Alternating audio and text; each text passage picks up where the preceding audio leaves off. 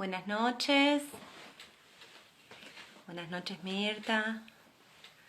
Buenas noches, Mariana. Vamos a ir aguardando un poquito que se vayan sumando. Hola, Lauri, ¿cómo estás? Hola, Mari, querida. Pauli. Bueno, gracias a todos por acompañarme una vez más aquí. Hola, negro. Bien. Vamos a esperar que nos vayamos sumando. Gracias. Gracias, Mari. Un poquito más para arrancar. Hoy con algo... Hola, mi vida. ¿Cómo estás, hija? Hoy con algo que nos involucra a todos, que es qué nos están contando cuando se nos enferman los niños. Y cuando digo a todos es generalizado, porque los que somos papás ya pasamos por la experiencia, y los que no pasamos por la experiencia de ser papás seguramente tenemos sobrinos que amamos como tal. Así que creo que está bueno que todos desde algún lugar sepamos qué nos están contando los niños cada vez que tienen algún síntoma, ¿sí? Puede venir en forma de enfermedad o en forma de síntoma, literalmente. Hola, Oscarcito, ¿cómo estás? Placer que estés ahí del otro lado acompañándome. Bien, lo que me gustaría explicar un poquito para que puedan entender, ¿sí? Porque es tan maravilloso saber qué nos están contando los niños, pero que tampoco es cuestión de tomar esto como si fuera un diccionario. A ver, tengo tal patología o tal enfermedad, significa tal cosa. Porque va mucho más allá de eso, ¿sí? Los niños biologizan los conflictos psicológicos de los papás.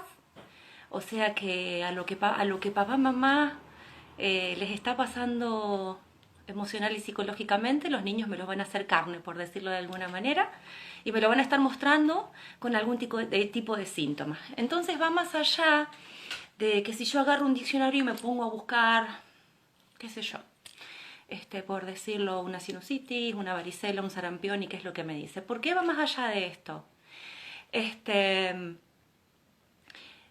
Porque no todo el mundo tomamos las situaciones de vida de la misma manera, ¿sí? Entonces, por esa simple razón, que no todos sentimos de la misma manera las cosas y la tomamos de la misma manera, no vamos a decantar en el mismo síntoma por más que dos personas distintas estén viviendo el mismo conflicto. Hasta acá Pauli me pregunta hasta qué edad serían niños. Generalmente... particularmente yo, mido los niños a partir de los 12, entre los 12 y los 14 años para mí son niños.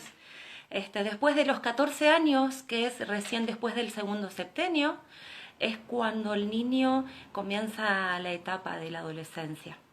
Entonces, hasta los 14 años, desde mi lugar, yo los considero niños. Mi opinión, tal vez hay algunas terapeutas que pueden decir 9, 10, a mí me gusta y lo siento así hasta los 14. Bien, quisiera explicarles, como les decía recién, un poquito más. Desde la evolución de nuestro ser, ¿en qué consiste esto? Nosotros hoy somos este ser humano que vemos aquí, ¿no? Pero primariamente no éramos así.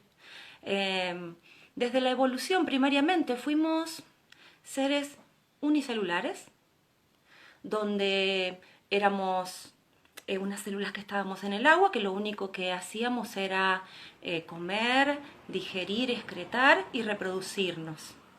Les voy a explicar un poquito cómo es la evolución del ser, porque después a raíz de eso van a ir surgiendo los diferentes órganos y las diferentes evoluciones, y de acuerdo a cada órgano va a ser cada conflicto que el niño esté viviendo, ¿sí? O el adulto y el niño me lo esté mostrando. Entonces, primariamente éramos un ser unicelular que estábamos en el agua, que comíamos, digeríamos, excretábamos y nos reproducíamos. ¿Sí? Ahí no había lateralidad, esa capa se llama endodermo, que es nuestra primer capa embrionaria. Luego que empezamos a evolucionar, ese ser unicelular sale del agua ¿qué pasa? Al salir del agua, eh, empieza a ser afectado por los rayos solares. Entonces, como nosotros vamos evolucionando y adaptándonos al medio, es donde aparece la primer parte de la segunda capa, porque si bien nosotros tenemos 3 capas embrionarias, la capa del medio es como si fuera un sándwich y se separa en 2, ¿sí? Que es la capa del mesodermo. Tenemos el mesodermo antiguo y el mesodermo nuevo. El mesodermo antiguo es cuando este ser unicelular sale del agua, que tiene que cubrirlo de los rayos del sol, ¿sí? Para poder protegerse, y que se llama mesodermo antiguo y que en nosotros va a cumplir la función de las primeras pieles internas, ¿sí? Las que van a estar cubriendo al órgano, ¿sí? Por ejemplo, un pericardio, ¿sí? Entonces, cuando ya salimos del agua y nos cubrimos con esa primera piel, después vamos a tener la necesidad de desplazarnos para ir en busca de ese alimento, ¿sí? Entonces es ahí donde vamos a tener la tercera evolución de la capa embrionaria del mesodermo nuevo, que es donde el ser va a necesitar formar todo su aparato esquelético y muscular y articular para desplazarse, no solamente para ir en busca del alimento, sino para empezar a compartir con un otro. Tenemos que tener en cuenta que nosotros somos seres de manada, somos seres gregarios, ¿sí? Entonces es ahí donde en este mesodermo antiguo voy a empezar a sentir, van a empezar a surgir los sentimientos, el estar con un otro, el estar acompañado, el compartir, en ir todos juntos, familia para un lado, para el otro, etc. Luego que seguimos evolucionando, viene la tercera capa, que es la cuarta capa, la tercera o la cuarta, como quieran verla, ¿sí? En realidad es la tercera, que se llama ectodermo, ¿sí? Que es cuando nos cubrimos con esta piel que tenemos aquí, ¿ven? Esta piel que es la más sensible y que es la que me va a llevar a sentir, ¿sí? A sentir ese contacto con el otro, a sentir cómo me relaciono con el otro, ¿sí? Entonces, la piel es el órgano más grande que tenemos nosotros en todo nuestro cuerpo y forma parte de nuestra capa ectodérmica. Entonces, nosotros hoy somos seres humanos y estamos conformados por estas 3 capas. A los 17 días de gestación, nosotros ya en la pancita de mamá nos conformamos con estas 3 capas embrionarias, de las cuales a partir de ahí van a empezar a surgir los diferentes clases de órganos, ¿sí? Así que bueno, espero no les haya sido muy pesada esta primera parte, pero necesitaba explicarles esto para que puedan entender un poquito más, ¿sí? Porque ¿qué pasa? El ser humano toma las diferentes situaciones de vida de acuerdo a lo que tengamos nosotros aprendido. Primeramente, celularmente, desde todo lo que tenemos guardado en nuestras células, ancestralmente. Después, todo el entendimiento y el aprendizaje que vamos teniendo desde casa, mamá y papá. Toda su carga celular también de mamá y papá. Y todo lo que vayamos aprendiendo y atravesando durante el medio, ¿sí? Y que eso también depende de que si voy a estar en un medio hostil o un medio satisfactorio. Entonces depende cómo esté viviendo, cómo yo voy a ir tomando cada situación de vida. Y puede que a lo mejor una persona tome. Vamos a dar un ejemplo para que me puedan entender. Supónganse que estamos trabajando, tenemos un trabajo donde tenemos años de experiencia, años de formar parte de esta empresa, y de golpe y porrazo viene mi jefe y me echa. Entonces puede que lo viva como de cómo me va a hacer esto a mí, y lo puedo vivir como un bocado indigesto, como algo que no me merecía, ¿sí? Y voy a ir a afectar. Puede ser un hígado, puede que lo sienta como que perdí mi lugar, perdí mi territorio, y puede ir a afectar, por ejemplo, el corazón. Entonces, de acuerdo a cómo yo lo viva, va a ser el órgano que va a estar afectado, y de acuerdo con el órgano que esté afectado, va a ser el síntoma, la enfermedad, la patología que voy a estar manifestando, ¿sí? Así que bueno, me van entendiendo, quisiera que me contestaran cualquier duda. ¿Sí? Bien. Cuando nosotros nos enfermamos, cuando nuestros niños se enferman, lo que primero nos van a estar mostrando a nosotros es la manera que nosotros teníamos de manifestar nuestros estados de enfermedad. Siempre que un niño se enferma, muchas veces entro en catarsis y en desesperación porque a nivel inconsciente también está despertando esa memoria. Y de acuerdo a como yo lo viví en mi niñez y con mis padres, va a ser cómo yo lo voy a manifestar con el niño. Entonces, primariamente entender que mi reacción va a depender de cómo yo lo haya vivido primariamente. Siempre a la hora de llevar al niño al médico, ¿no? Puedo saber un montón, puedo tener un montón de cosas claras, inclusive hasta ser médico, pero cuando nos hablan de diagnósticos y patologías siendo papás, no hay carrera que valga, no hay aprendizaje que valga, porque nos asustamos y porque obviamente nos llenamos de miedo. Así que bueno, siempre digo que más allá del diagnóstico que nos dé el médico, nosotros tenemos que siempre fijarnos cuál es el síntoma, ¿sí? El diagnóstico médico es una etiqueta que el médico va a poner para saber lo que la criatura tiene, ¿sí? Así como un abogado, por ejemplo, le va a poner un nombre a su legajo a la hora de trabajar. Lo que nosotros tenemos que ver también, más allá del diagnóstico médico, que para nosotros es una etiqueta y para nosotros es chino básico, no entendemos, ¿sí? Siempre tenemos que ir a mirar para entender lo que le pasa al niño, cuál es el síntoma. Y cuando digo síntoma es, ¿qué es lo que tiene?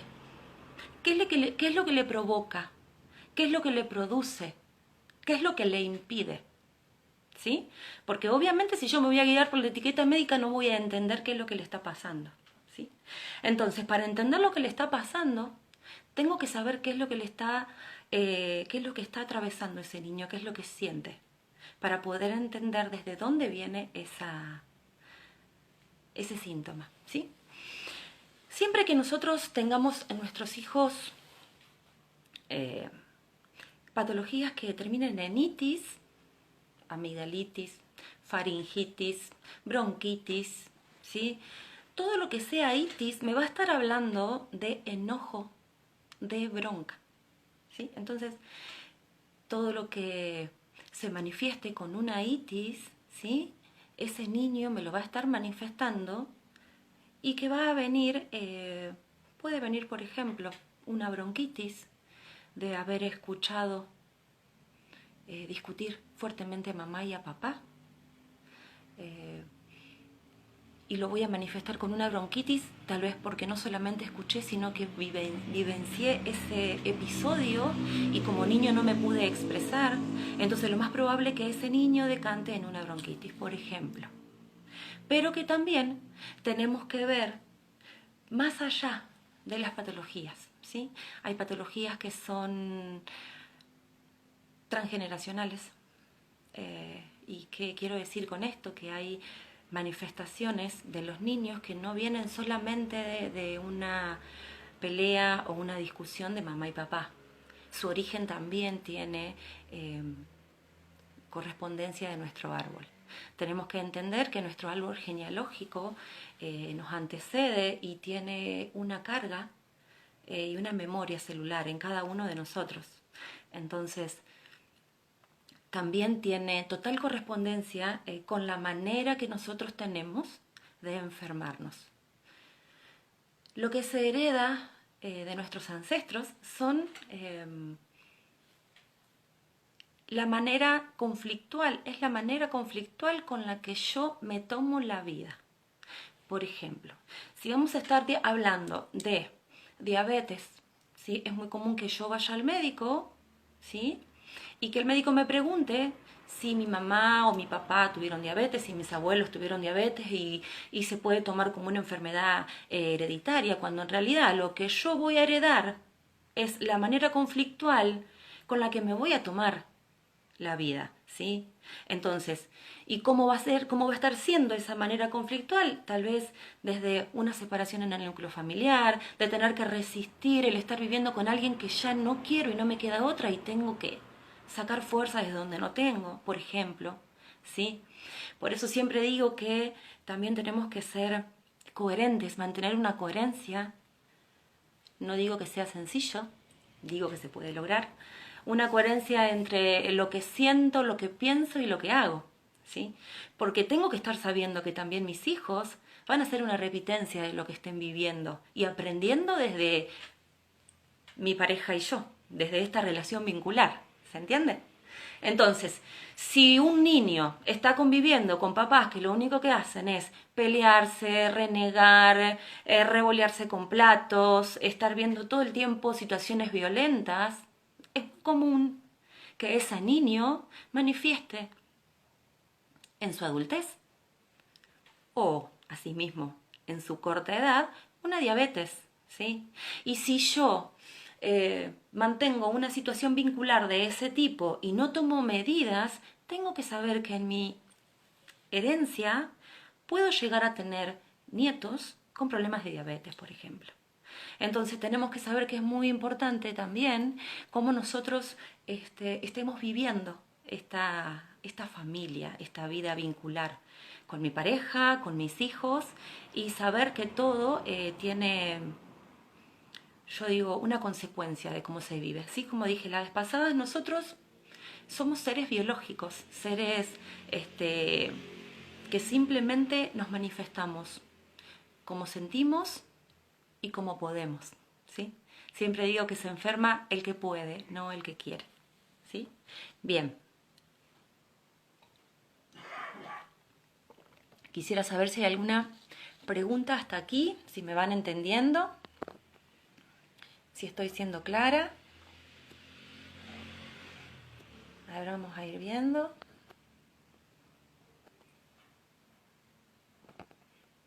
Bien. Ay, no sé qué toques, perdón. Cuando un niño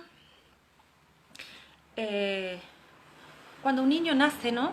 Hasta los 3 años generalmente es todo mamá. A partir de los 3 años es cuando el papá tiene que tomar partido en la vida de este niño, entonces tiene que empezar a interactuar. Es ahí donde muchas veces esos papás ausentes no están y los niños empiezan a manifestar diferente tipo de síntomas, ¿sí? Muchas veces cuando ese papá está ausente, las mamás cometemos el error de llevarnos a ese niño a la cama, ¿no? Entonces, por ese amor que les tenemos y porque queremos aprovechar todo el tiempo posible, he escuchado muchas mamás decir, uy, tengo que aprovechar antes de que crezca y se haga grande, así que me lo tengo que llevar conmigo. Y que es totalmente perjudicial para esa criatura. Yo no digo que es hermoso que le demos amor a nuestros niños, pero entender que a la hora de ir a dormir, ese niño tiene su cama al igual que los papás tienen la suya. Y que es parte de su evolución y de su crecimiento que esas cosas se respeten, ¿sí? Porque ¿qué pasa? Si el niño empieza a tomar partido en la cama de mamá, después cuando papá venga a ocupar ese lugar, ese niño obviamente va a empezar a manifestarse, porque no va a estar entendiendo el por qué le está sacando el lugar ese papá que viene. A tomar su lugar, obvio, pero ese niño no entiende que ya no es el suyo. Y es ahí donde empezamos a ver muchas veces los problemas de enuresis en los niños, que en realidad se hacen pis en la cama, como para marcar un territorio, porque a ver, mamá es mía. Y si bien hasta los 3 años realmente es mamá solo del bebé, está para el bebé, eso sería el ideal, ese papá tiene su lugar en esa cama. Entonces, lo que tenemos que entender que el niño puede estar con mamá y papá durante el día, pero que en la noche tiene su lugar, tiene su cama, tiene su cuna, tiene su pieza, tiene que ir a dormir como corresponde en su cama. No está bien que nosotros llevemos a nuestros niños a dormir con nosotros. Tiene que tener su lugar. Muchas veces se da también el tema de la enuresis en los niños, cuando los papás están teniendo un problema de territorio. Siempre que el niño se haga pis encima me va a estar hablando de un marcaje de territorio. Generalmente cuando el niño es pequeño se vive de manera femenina, como lo decimos de alguna manera, más suavecito. ¿Y qué quiere decir esto? Que el niño se va a hacer pis para marcar territorio. Para marcar un territorio, obviamente, que puede ser suyo, si por ejemplo tenemos un hermanito mayor que lo invade, o a veces es al revés, cuando un niño es pequeño y viene un hermanito y se lleva toda la atención y se lleva todos los mimos y todos los juegos, entonces ese niño siente que acá estoy, quiero un poco de atención, y va a tener que empezar a marcar territorio también. Entonces, puede ser, siempre digo que cuando un niño empieza a tener estos comportamientos, tenemos que hablar con el niño, tenemos que interactuar en el sentido de que, a ver, si el niño se hace pis encima es porque está necesitando marcar un lugar. A ver, esto es mío, esto me pertenece, acá estoy yo. Entonces, más allá de que puede estar hablándome de un conflicto de mamá y papá, también me puede estar hablando de un conflicto personal. ¿Se entiende? Entonces, hablar con el niño, preguntarle si se siente cómodo, preguntarle cómo se siente, cómo está con su lugar, cómo está con su espacio, cómo está con sus juguetes, ¿sí? Y muchas veces cuando pasa estas situaciones donde hay muchos niños en el hogar y hay un niño que siempre se siente relegado, tal vez es el mayor, siempre está aparte y empieza a tener estos comportamientos, estaría fantástico que mamá se uniera a él y le preguntara si se siente cómodo. Y, por ejemplo, siempre digo, ¿no? Un lindo acto simbólico es hacer su lugar, su rinconcito, y decirle a todos los hermanos, por ejemplo, este lugar es de fulanito. No se lo toquen, porque es de él. Entonces él va a sentir que está teniendo su lugar, está siendo visto, y va a empezar a dejar de tener estas conductas, ¿sí? Generalmente cuando una mujer se siente invadida en un territorio,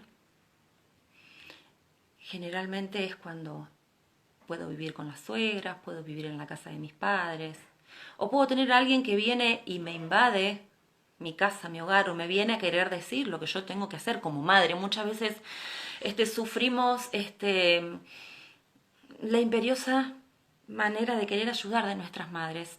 Vieron que a veces las mamás creemos que nos las sabemos todas. Entonces tenemos nuestras mamás, más allá de que nosotras ya somos madres, y nos tienen que venir a decir cómo nosotros tenemos que cuidar a nuestros hijos.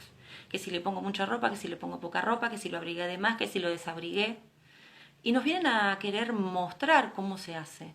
Y una como mamá se siente invadida. Entonces también ese puede estar siendo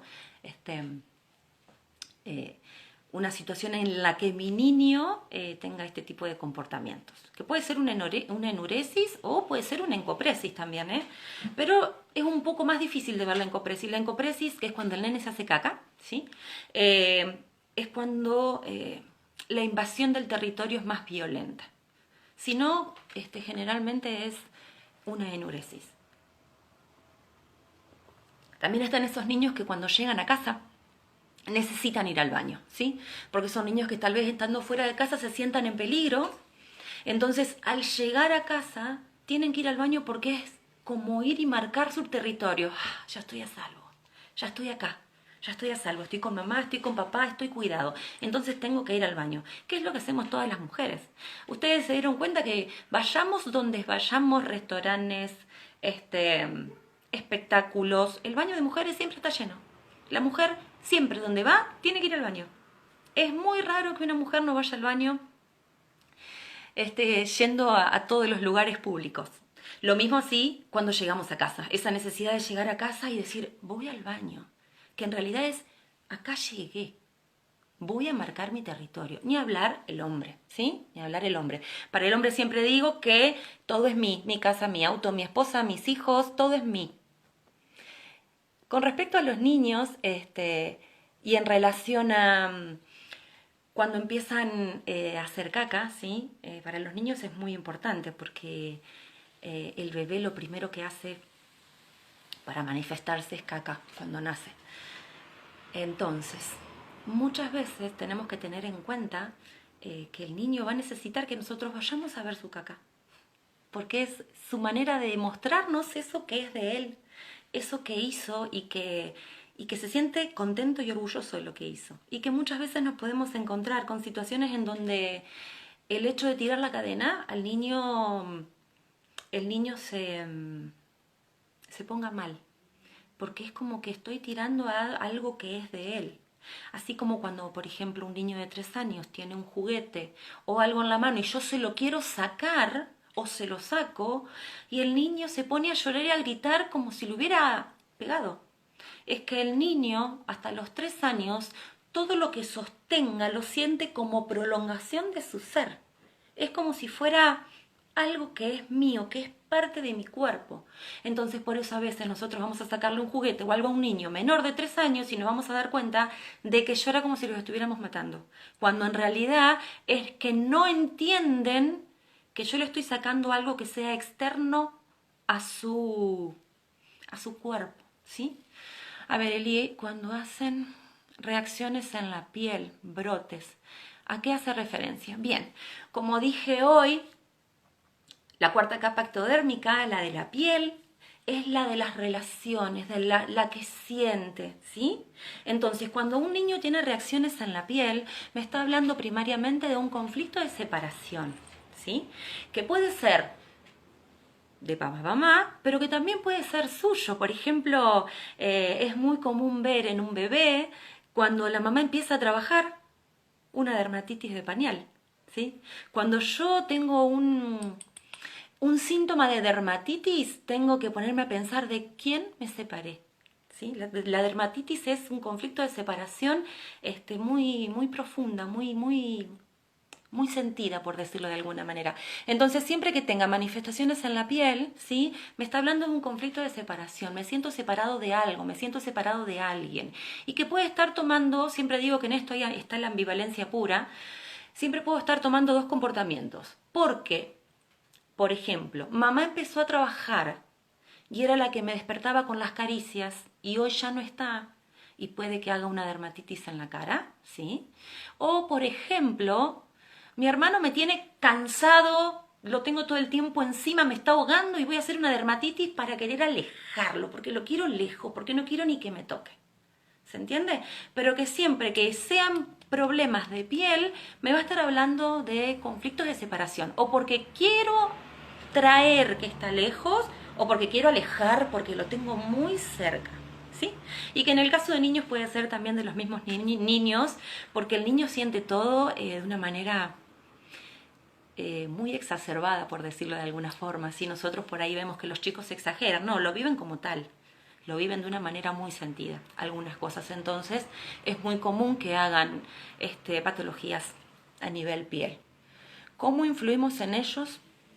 Cuando queremos enseñarles a dejar los pañales y no respetar sus tiempos fisiológicos, esto es tremendo. Así como se los digo, es tremendo. Porque, ¿qué pasa? Las mamás cometemos el error de: el hijo de mi amiga al año y medio dejó el pañal. Este tiene 2 años y medio y todavía no dejó el pañal. ¿Cómo puede ser? ¿Se entiende? O sea, la madurez no es la misma para todos, ¿sí? Está el niño que te camina a los 9 meses y está el niño que te camina al año y medio.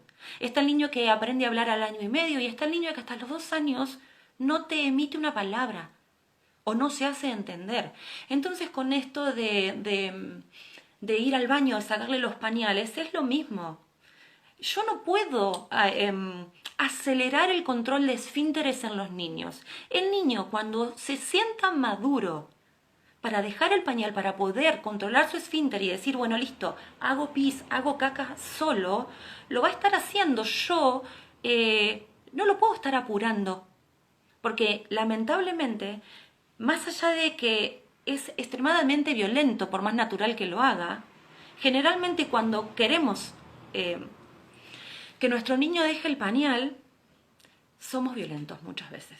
¿Sí? Somos violentos y sé de casos de que han sido violentos, que los dejan con el paquetito colgando, como se dice, para que se sienta incómodo, se sienta mal y aprenda a pedir. Se los deja todos hecho pis, mojados, incómodos, a veces hasta se paspan. Entonces, a veces en el afán de querer que nuestros niños se independicen del pañal, somos muy agresivos. ¿Sí? Nuestro niño, cuando esté preparado y maduro en cuanto al control de esfínteres, va a pedir solo dejar el pañal. Tengo que tenerle paciencia. No todos los niños van a dejar el pañal a la misma edad, ¿sí? Porque es imposible. Es imposible. Cada niño tiene su madurez. Yo sé que entre los 2 años y 3, entre los 2 y 3 años el niño va a dejar el pañal, pero le tengo que dar el tiempo, ¿sí? Le tengo que dar el tiempo. No es cuestión de obligarlos para que el nene aprenda más rápido o menos rápido. No pasa por ahí. No pasa por una cuestión mental, sino pasa por una cuestión madurativa. Bien, ¿cómo influimos en ellos cuando queremos enseñarle a dejar? Ah, perdón, esto ya lo leí. No sé si estoy siendo clara, cualquier cosa me vuelven a preguntar, si no respondí o si no entendí la pregunta al responderla. Entonces, ya sabemos que cuando es piel, ¿sí? Tengo que ir a ver qué tipo de patologías. Otra de las cosas también, siempre me tengo que fijar en qué lugar. Cuando estamos hablando de piel y de eczemas, me tengo que fijar en qué lugar está, ¿sí? El eczema, el enrojecimiento, la afección de la piel. Bien, la línea de medida tiene a ver. ¿A qué hace referencias? Bueno, cuando estamos hablando de riñones, los riñones son muy amplios. Son muy amplios. Primero que el riñón es, ¿cómo les puedo explicar? La parte más importante de los riñones es la etapa primaria, que se desarrolla en la primera capa embrionaria, que es el endodermo, y que son los túbulos colectores de riñón. Para nosotros es muy importante tener en cuenta esta parte de los túbulos colectores de riñón, porque van a estar interactuando todo el tiempo con nosotros y en todas las cosas que nos vayan pasando. Cuando se activa túbulos colectores de riñones, cuando yo me siento como pez fuera del agua, cuando yo me siento con un conflicto que se llama también de prófugo. ¿Qué pasa? Nosotros durante todo el tiempo de nuestra vida nos estamos sintiendo así, porque siempre hay algo que nos pasa, que se nos atraviesa, metemos la pata en algo, nos retan por otra cosa, hacemos mal algo, a veces nos castigamos a nosotros mismos. Entonces estamos todo el tiempo interactuando con túbulos colectores de riñón. ¿Qué hace el túbulo colector de riñón? ¿Qué hace un pez cuando se sale del agua? Cierra todos sus canales, ¿sí? Para mantener toda esa agua internamente hasta que venga la próxima ola y lo lleve. Por ende, lo que yo voy a hacer es edematizar y retener líquido. Entonces, cada vez que alguien se sienta como pez fuera del agua, lo que voy a hacer es retener líquido y edematizar. Por ende, si un niño, por ejemplo, tiene una enfermedad que le produce, por ejemplo, supongámosle una angina bacteriana, que le va a producir dolor, le va a producir ardor, va a levantar fiebre, el niño se va a sentir así, todo apapachadito, todo mal, y así también va a ir a despertar túbulos colectores de riñón y va a hacer que se edematice y va a hacer que duela más, ¿sí? Entonces, primero hay que ver en qué parte del riñón, porque esa parte del riñón está en la primera capa, pero después tenemos también en la capa del mesodermo nuevo, ¿sí? La otra parte del riñoncito, que es toda esa, como tenemos, yo siempre digo, muestro el oído, ¿sí? Que es muy similar al riñón. Nosotros tenemos varios órganos que se van formando por partes según las capas embrionarias, entonces hay partes que dependen de la primera y hay capas que dependen, por ejemplo, de la tercera, ¿sí? Cuando yo estoy hablando de la primera capa, de la primera parte de los riñones, es una pérdida de referentes también. Tengo que ir a ver ahí tengo que ir a ver en el particular, más puntualmente, ¿sí? Porque si no te estaría dando cualquier, te estaría vendiendo verdura, por decirlo de alguna manera, ¿sí? Pero cuando tengo problemas de riñón, tengo pérdida de referentes, tengo que ir a ver qué pasa con los líquidos, ¿sí? Porque puedo tener un conflicto con los líquidos y cuando digo líquidos, digo todos los líquidos, ¿sí? Puede ser agua, puede ser leche, puede ser sangre, todo lo que sea líquido, puede ser vino y que también puede estar teniendo, como dije al principio de la charla, una carga transgeneracional. ¿Sí? Cuando yo tengo una afección en riñones, también puede estar siendo que estoy repitiendo algún tipo de conflicto ancestral con alguien que se haya podido ahogar, que haya podido tener algún conflicto con los líquidos, que haya tenido una adicción al alcohol. O sea, es muy amplio. Tendríamos que ir a ver más puntualmente sobre el particular. Bien, asma.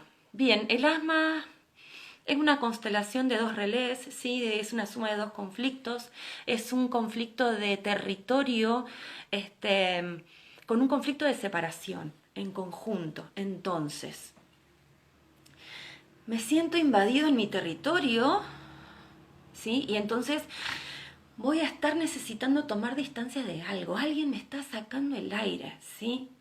Tengo que ver en qué momento, ¿sí? ¿Qué pasó antes de la crisis asmática? ¿Sí? Y cuando estamos hablando de bronquios, también estamos hablando de cómo me relaciono con un otro, ¿sí? ¿Qué está pasando con un otro? Que yo siento que necesito tomar aire, ¿sí? ¿Qué pasó? Que generalmente son en etapas de vagotonía o de reparación de conflicto. Cuando yo estoy en estrés hay muchas enfermedades o síntomas que cuando estoy en estrés no siento nada.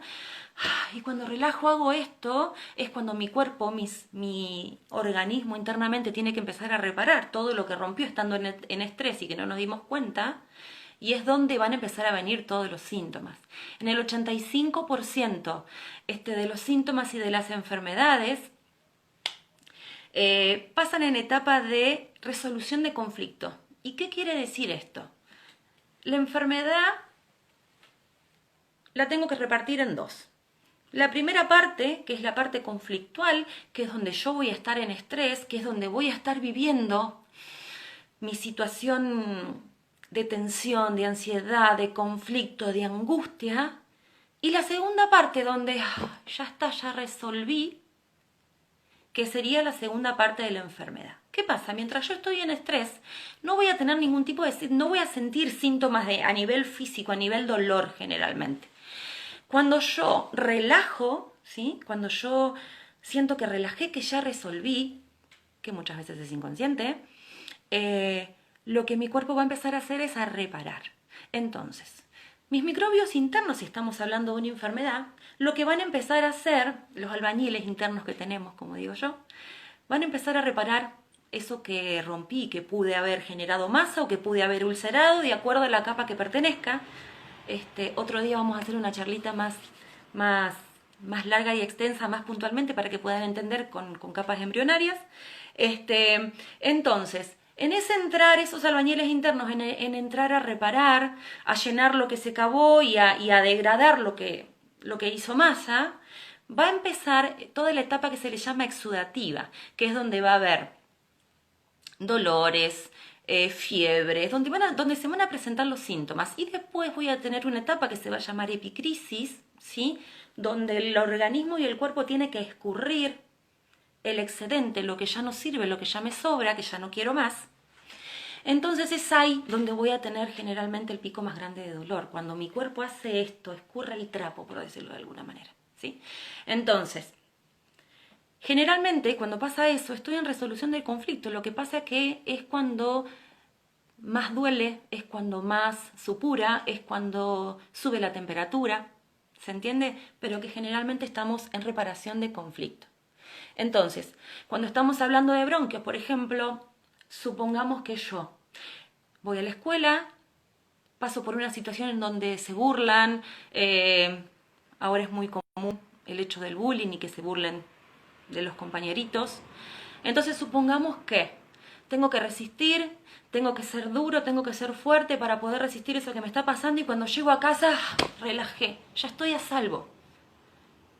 Voy a tener por ejemplo, un broncoespasmo. Un broncoespasmo, perdón que no se me secó la boca, no se me entendió. Estoy en simpaticotonía yo. Es muy común. Entonces, ¿qué pasó antes que se manifieste el broncoespasmo? Tengo que ir a ver antes, tengo que ir a ver siempre qué pasó antes, porque hay una situación conflictual que dispara el síntoma. Cuando hablo de enfermedad, en realidad, la enfermedad es la adaptación, ¿sí? Es cómo me adapto. Por eso cuando nosotros hablábamos hoy de una diabetes, por ejemplo, que hay muchos niños que de muy pequeños tienen diabetes, y tenemos diabetes en las familias también, en el papá, mamá, o abuelo o abuela. ¿Por qué va a ser una diabetes temprana? Porque se va a adaptar, ¿sí? Nosotros ya nacemos y venimos adaptados, ¿sí?, a lo que ya se sufrió transgeneracionalmente en el árbol. ¿Se entiende? Bien. A ver.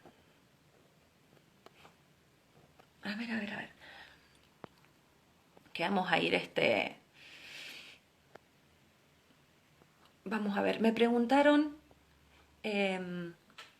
también sobre el autismo, ¿sí? Por ejemplo, hablando de adaptaciones, el autismo, por ejemplo, es una adaptación.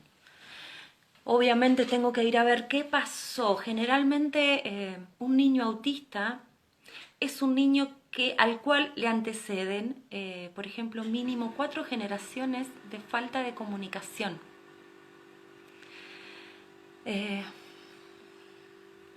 Cuando no se ha hablado en la familia, cuando se ha sido excluido de una familia.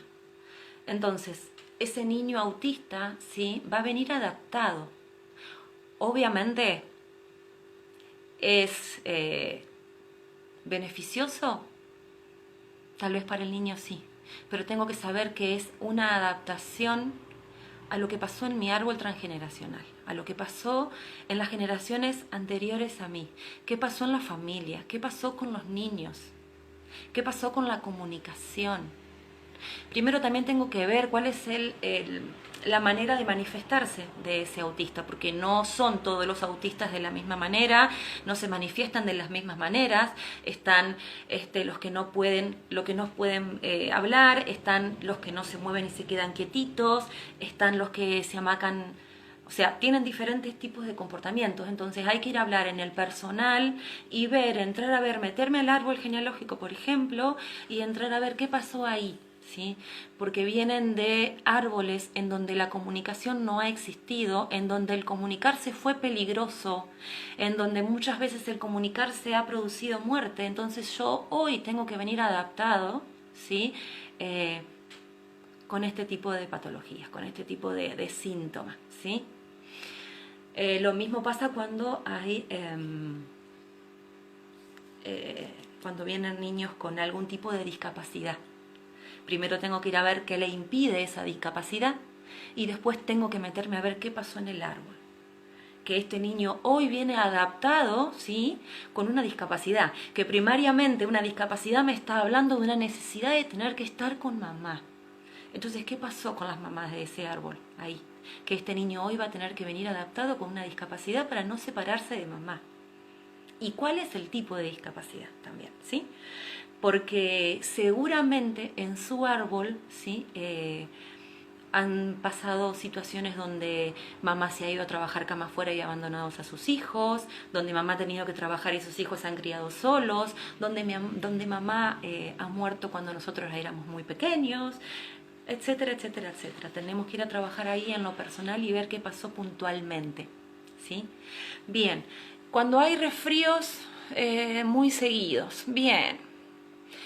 El resfrío, tenemos que ir a ver qué pasó entre 7 y 15 días antes. El resfrío son lágrimas no derramadas, son cosas no dichas, son enojos no expresados, ¿sí? Siempre tenemos que tener en cuenta que también cuánto va a durar este síntoma, de acuerdo a cuánto duró la etapa de estrés, ¿sí? En el caso de resfrío y los niños que se resfrían mucho, son niños que están diciéndome todo el tiempo que hay cosas que hay que ir a resolver, vinculares, en el cómo me comunico con un otro, en el qué está pasando en casa, ¿sí? Porque también me está hablando de conflicto de separación, pero son lágrimas no derramadas, cosas no dichas, enojos no expresados, ¿sí? Se nos ha dicho mucho tiempo que no hay que llorar, que no hay que estar mal. Entonces, muchas veces no podemos expresarnos, ¿sí? No sabemos, no podemos, no queremos. Entonces el resfrío también, cuando aparece repetición, tengo que ir a ver ahí qué pasa en tu núcleo familiar, qué pasa con ustedes papás, ¿sí? ¿Qué pasa con ustedes papás? Mi gordo recuerdo hizo su bronquitis cuando volvió de trabajar después de la... Mi gordo recuerdo hizo su bronquiolitis cuando volvió a trabajar después de la licencia. Bien, generalmente hay que ver qué pasó y qué, o sea, puntualmente, no generalmente, puntualmente hay que ir a ver qué pasó ahí, que él va a hacer una bronquiolitis a la vuelta del trabajo, ¿sí? Hay que verlo más en el particular y ver qué pasó ahí. Bien. Ay, no quiero tocar, tengo miedo de que...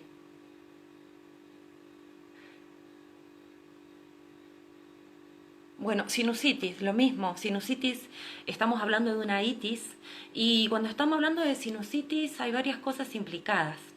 Primero hay algo que me huele mal, hay algo que me huele sucio, hay algo que no me huele bien. Y que también tiene, por el hecho de ser parte y formar parte de una nariz, también puede tener alguna connotación sexual. También habría que ver ahí qué pasa en el puntual, pero que algo no me huele bien, ¿sí? Algo me está oliendo mal, y si estamos hablando de itis, estamos hablando de enojos también, estamos hablando de bronca. Entonces hay que ir a ver ahí qué pasó puntualmente. Bien, vamos a ver la hora porque no tengo el reloj. Ahí estamos, tenemos un ratito más de tiempo. Bien, no sé si he respondido todas las preguntas, no sé si me queda algo por responder. Estoy viendo acá, espero no hacer cálculos, más o menos ya lo dije, si bien tengo que ir al puntual. Pañales ya también. Ahí había algo que sé que me estoy olvidando de algo y en este momento no me viene.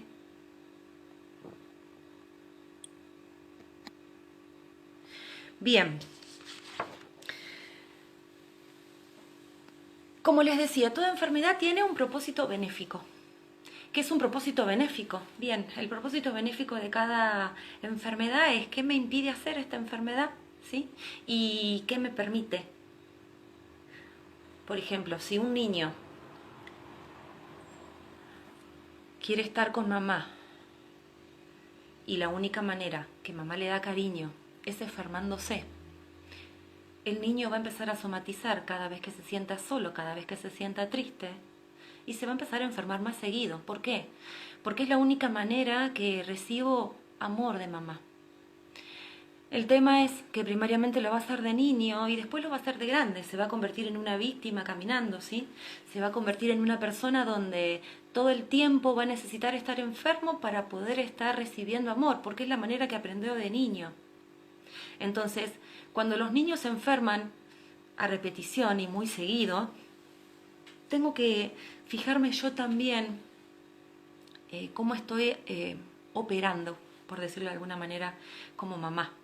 Porque muchas veces, si yo presto atención a mi niño únicamente cuando está enfermo, es como que le estoy diciendo, el mensaje detrás del mensaje es decirle, enfermate, porque de la única manera que yo voy a estar es desde ese lugar. Entonces, siempre tengo que ir a revisar no solamente el por qué, sino el para qué. Siempre nos preguntamos el por qué. Siempre es importante también preguntarse el para qué se enferma mi niño, ¿sí? Siempre va a tener un motivo. Bien. No sé si hay alguna pregunta más. si alguien más tiene alguna duda. Con respecto a las enfermedades, a las adaptaciones, ¿sí? Son muy... Bien, gracias. Me trajeron un reloj para tener idea. Para tener la idea de la hora que es, porque hoy no lo tenía y la verdad, estando acá adelante se pierde la noción. Entonces, tengo que tener en cuenta de que las enfermedades siempre van a ser una respuesta a algo que el niño está viviendo emocionalmente, que puede ser de él o que puede ser de mamá, papá, ¿sí? Y que puede ser también, en el caso de cosas más delicadas, como hablábamos recién, de un autismo, que tengan también una historia de árbol y que tengan un por qué ser así, ¿sí? Entonces tenemos que ver siempre qué pasó antes. Por ejemplo, me preguntaban, una llaguita, ¿sí? Siempre que hay una llaguita en la boca, tengo que ir a ver atrás en el tiempo qué pasó, 6 horas más o menos atrás. Ahí ya voy a estar sabiendo qué pasó, porque eso es automático, ¿sí? Tengo que saber qué es algo que no pude decir, un beso que no pude dar. Pero que también tengo que tener en cuenta, ¿sí?, que una llaga que está en la parte de la lengua, que está en la última capa y que es la que me está contando de que es como me expreso, también me está hablando de que tal vez no pueda estar diciendo algo o que lo dije de mala manera, ¿sí? Entonces tengo que ir a fijarme 6 horitas antes qué pasó y ahí voy a estar encontrando el porqué de esa llaga. Bien, qué bueno la pregunta esta, alergias. La verdad que era uno de los temas que me estaba olvidando. Bien, alergia. Las alergias en los niños. Generalmente las alergias en los niños son muy comunes y que son 100% conflictos de separación. ¿Qué quiere decir esto? Cuando yo estoy en estrés, mi inconsciente recepta a 360 grados todo lo que está a mi alrededor. Olores, colores, movimientos, mascotas, situaciones, todo, comida. Cuando yo estoy en estrés, mi inconsciente está receptando todo eso. Generalmente, cuando yo voy a tener el conflicto donde yo me estoy separando de algo, en ese momento yo no voy a tener síntomas. ¿Se entiende? Suponete que estoy jugando de niño en el campo con mi amiguita que desde que nací jugamos juntas, me estoy divirtiendo, la estoy pasándola feliz y mi amiguita me dice que se muda a la ciudad la semana que viene. Y yo tal vez en ese momento estaba rodeada de césped, de hormiguitas, de polvillo. Yo estoy sufriendo un conflicto de separación, un shock ahí, porque me entero que esa amiga, esa niñita con la que yo jugaba todo el tiempo, ya no va a estar. ¿Se entiende? Entonces ahí yo voy a grabar ese conflicto de separación. Suponete que la niña se va, pasa un par de meses, la niña vuelve de visita. Ahí, cuando la nena vuelve, es donde yo voy a decantar el síntoma. ¿Y cuál va a ser el síntoma? Una alergia. ¿A qué? A las hormigas, al césped, al polvillo, al polen que estaba en el aire. ¿Y por qué esa alergia? Siempre tengo que ir a buscar las alergias en el momento que pueden originarse. Primero, ¿a qué soy alérgica? Vieron que cuando somos alérgicos se nos hacen unas pruebas que se llaman prick test, creo, donde nos va a estar diciendo a qué soy alérgico. Y después, ¿desde cuándo? Siempre hay un desde cuándo. ¿Desde cuándo soy alérgico? Bien, desde ahí atrás. ¿Qué pasó atrás? Tengo que ir a buscar cuál fue el momento donde esa persona se siente separado de. Porque ¿qué pasa? Primariamente va a ser de una amiguita, pero después, cada vez que esa persona se sienta separada de esa amiguita, de un amiguito, de un compañerito, va a estar manifestando esa alergia, ¿se entiende?